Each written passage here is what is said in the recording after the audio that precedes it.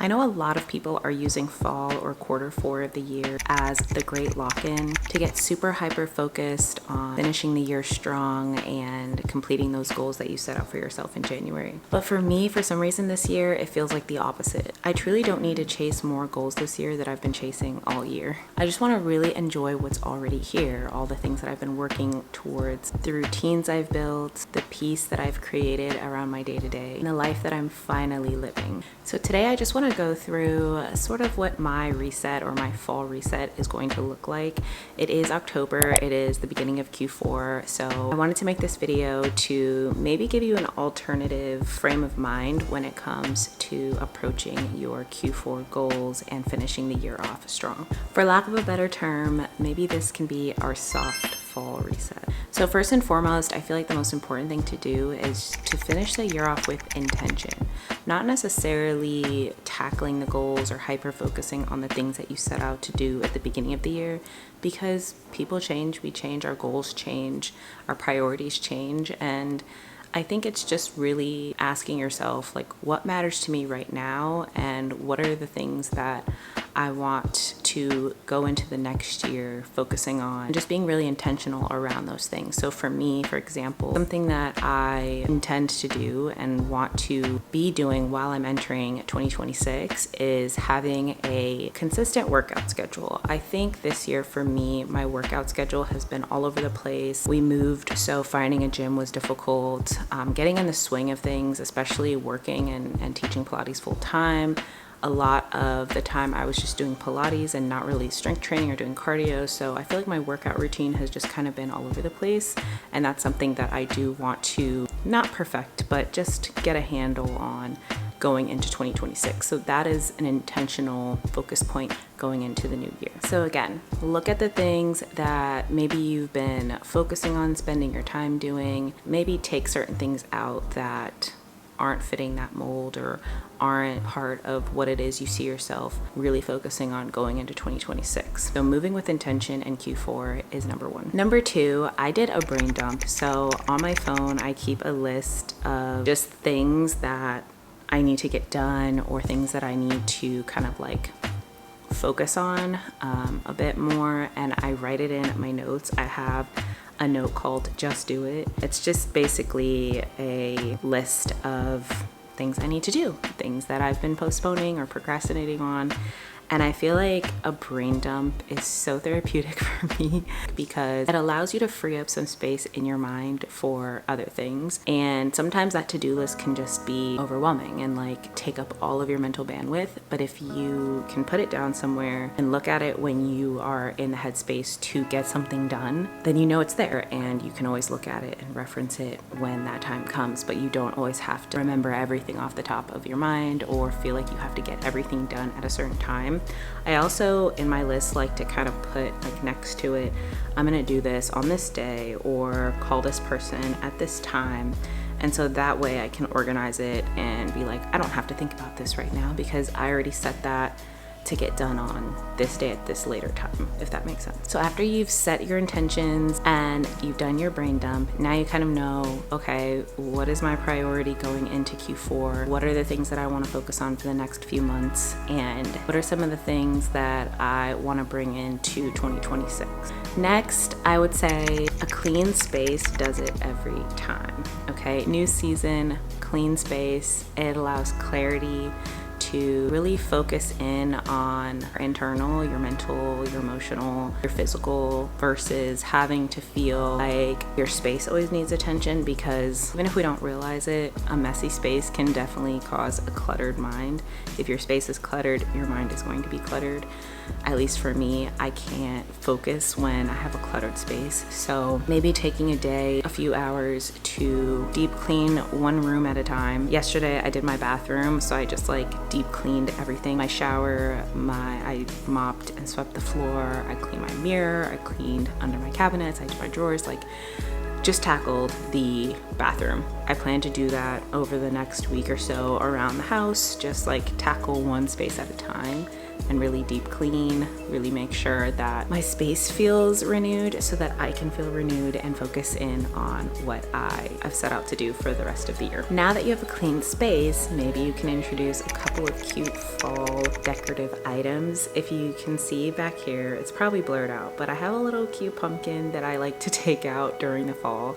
I'm not a huge holiday decor person because I do live in a 2-bedroom apartment and I don't want to burden myself with a bunch of decor throughout the year that I'm not going to use all the time. And we have limited space here, limited storage, and I just don't want to have like bins of decor. So I really keep it simple. I like to add candles, maybe a cute little plush thing here and there for the holiday.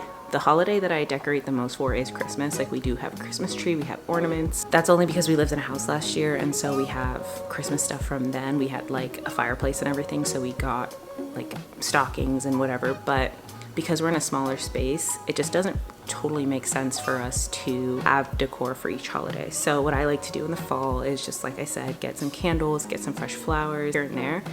And that way it's very easy to store, get rid of, burn a candle, get rid of a bouquet of flowers, etc. So maybe just adding a little pizzazz to your space to make it really feel like a new season so that you can really tap into the fall cozy vibes, because that's what we worked all year for, to enjoy the fall, the winter seasons, and just feel like cute and cozy, reward yourself like that. So that's kind of what I like to do. Now, also with fall comes a time change. Obviously, we fall back, right? So we gain an hour, which is great for all of us because we need the sleep. But also, it gets dark earlier. It feels harder to wake up because it's dark in the morning as well. So we just have less sunlight, less daytime during this season. And I think prioritizing sleep is such a big thing, and something that we should all be intentional about during this season is just making sure we get enough sleep. I'm aiming for 7 to 9 hours of sleep per night. Right now I'm getting around 7. I tend to be a night owl. My husband and I like to stay up till at least midnight. We're usually in bed slightly after midnight, which is actually better than what we were doing in college, to be honest with you. But focusing on sleep, rest, rejuvenation is just gonna set you up for the new year, because if we're well rested, our health is better, we feel better, we look better, we have energy to focus on those things, we have a clearer mind, our health is top tier when you're getting enough sleep. You function better as a person if you get enough sleep. So sleep during the fall and winter is so important, especially if you live somewhere that you actually go through seasonal changes. Like here in the DMV, obviously it gets cold, we have snow. I mean, it's not as intense as some places, but bodies do fluctuate with the change of seasons as well. So definitely prioritize sleep during this time. Another thing that I have yet to do, but I plan to do here in Q4, is organizing my closet. And that means, you know, taking out spring and summer wardrobe and putting in fall and winter wardrobe. I do keep vacuum seal bags where I keep a lot of my like coats and vests and like bigger winter warmer items, so that it doesn't take up so much space in my closet, because again, we don't have that much space here. My husband and I share a closet, so we don't have that much clothes, and what we do have out in a closet, it has to be intentional, right? We have to be like, I'm wearing this. This isn't just kind of hanging there all year. I am trying to get better at that, because moving from Florida, I never really had winter and fall clothes. I just kind of had summer clothes all year long. So that is something I'm getting better at.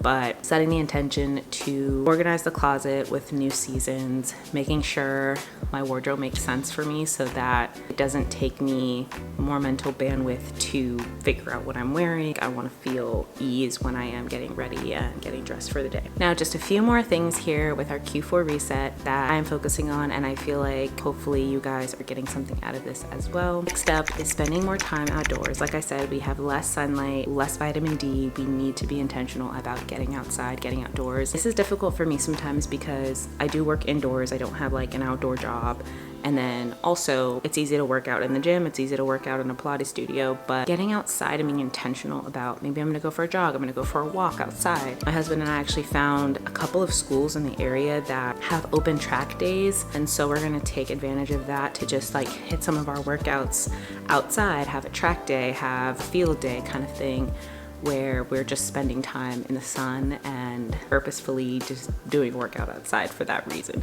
So getting outdoors more. And then also, I know I'm kind of all over the place right now, but just bear with me. But creating a reading list for the fall. I know a lot of people make summer reading lists, which I love the idea of that, but also fall reading lists are just as good. Like, see, you know, what books you want to finish up in this year. Did you start a book and not finish this year? Like, maybe your intention could just be to finish that one book and reflect on it and not force yourself to read like 3 books in 3 months. But for me, I'm currently reading Before I Let Go by Kennedy Ryan, and it's such a good book, but I genuinely have been so busy I haven't really like gotten through it the way that I intended to when I started. So my goal is to finish that book, and then as a bonus, if I could start another book, then cool. If not, no big deal. But my goal is just to finish that book and reflect on it, maybe like journal about it a little bit. Create your fall reading list or reading goal, because reading is just so good for the mind. Especially for me, fiction books have just changed the game. I was always like a self-help nonfiction book person, but as soon as I got into fiction books, it just takes you somewhere, you know? So I would highly recommend just locking in when it comes to reading. Last but not least, now that we've kind of gotten through all the like lifestyle things that we want to focus in on, I did set some goals for Q4. I have a couple personal goals. So for my husband and I, a personal goal of ours is to just eat out once a week for the rest of Q4. Well, we said for October, but I'm aiming for the rest of Q4, eating out 1 time a week, because I feel like we've been eating out a lot and it's just not conducive to our fitness goals, our health and wellness goals, to eat out so many times a week. So treating ourselves to once a week, eating out for the rest of Q4, I also feel like it genuinely help our financial goals as well if we just limit it to once a week. So that's a personal goal that I'm focusing on.